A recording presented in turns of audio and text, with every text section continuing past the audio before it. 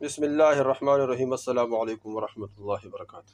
دوستو، آج کا جو وظیفہ ہے یہ بہت زبردست ہے۔ یہ ہر قسم والی پریشانی کو دور کرنے کے لیے، اس طرح روزی میں برکت کے لیے اور روزی میں اضافہ کے لیے یہ وظیفہ بہت زبردست ہے۔ قرض ہو یا شادی ہو، کوئی بھی رکاوٹ ہو تو اللہ جل شانہ اس وظیفے کی برکت سے تمام رکاوٹوں کو دور فرمائیں گے۔ قرض کے لیے وظیفہ بہت زبردست ہے، اس طرح شادی بیاہ کے لیے وظیفہ بہت زبردست ہے، روزگار کے لیے بھی یہ وظیفہ بہت کارآمد ہے اور بہت مجرب وظیفہ ہے۔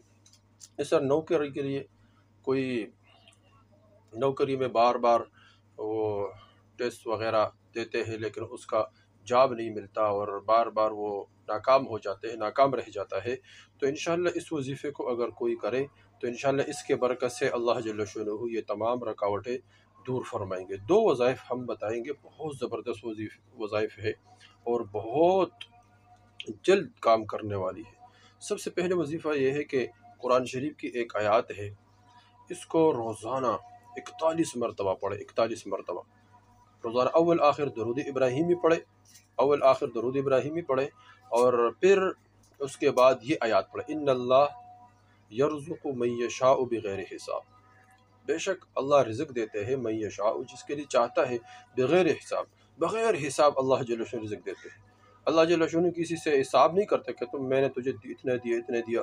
جس طرح کسی نے کسی کو پیسے دیا پھر وہ حساب مانگتے ہیں کہ بھئی اتنے پیسے دیے کہاں لگایا، یہ حساب نہیں ہے۔ اللہ جل شانہ یبسط الرزق لمن یشاء، جس کے لیے چاہتے ہیں خوب وسیع کر دیتا ہے رزق۔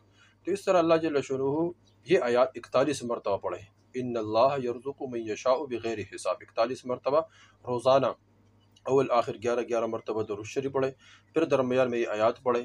یہ کسی ایک نماز کے بعد پڑھنا ہے، عصر، ظہر، مغرب، عشاء، کسی بھی نماز کے بعد اس وظیفے کو پڑھے، پھر اس کے بعد دعا مانگے انشاءاللہ۔ یہ وظیفہ 41 بار اور 7 دن مسلسل کرنا ہے، 7 دن۔ اگر انشاءاللہ اس کو 7 دن 41 مرتبہ کر لیا تو اللہ جل شانہ اس وظیفے کی برکت سے تمام رکاوٹیں دور فرمائیں گے۔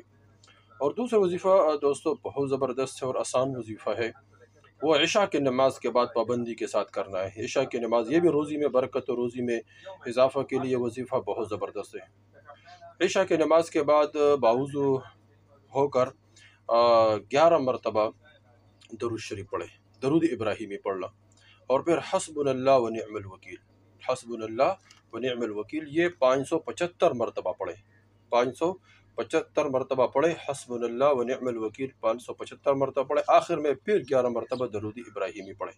یہ وظیفہ کم از کم 41 دن کرنا۔ پہلا جو وظیفہ ہے اس کو 7 دن کرنا انشاءاللہ۔ اس کے برکت سے اللہ جل شانہ روزی اور جتنے رکاوٹیں ہیں وہ تمام دور فرمائیں گے اور روزی میں برکت عطا فرمائیں گے، اور اللہ جل شانہ شادی وغیرہ جتنے بھی پریشانی ہے یہ تمام کے تمام اللہ جل شانہ غیبی خزانوں سے پورے فرمائیں گے۔